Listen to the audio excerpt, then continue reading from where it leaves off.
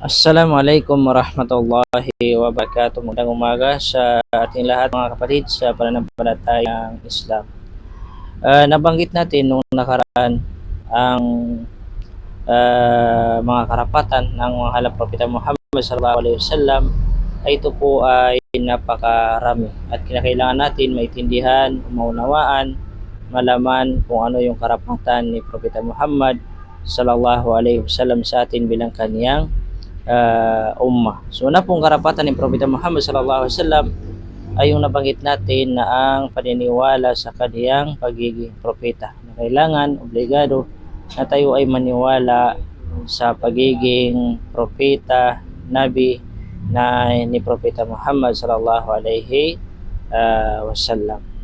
So pangalawa po na karapatan ng mahal na Propeta Muhammad sallallahu alaihi wasallam sa atin ay ang paniniwala na katotohanan na si Propeta Muhammad sallallahu alaihi wasallam ay siya ang pinakalas, huling anbiya, pinakahuling nabi o propeta na isinugo ng Allah subhanahu wa ta'ala. So wala na pong darating na propeta, wala na darating na nabi.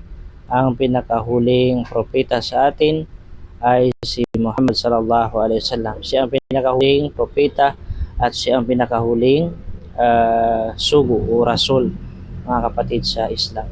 At obligado sa lahat ng tao na tayo ay maniwala na wala nang darating na propeta. At sino mang tao na hindi maniwala ay katotohanan ay kabilang siya sa mga taong naligaw at paparusahan ng Allah subhanahu wa ta'ala pagdating niya sa kabilang buhay.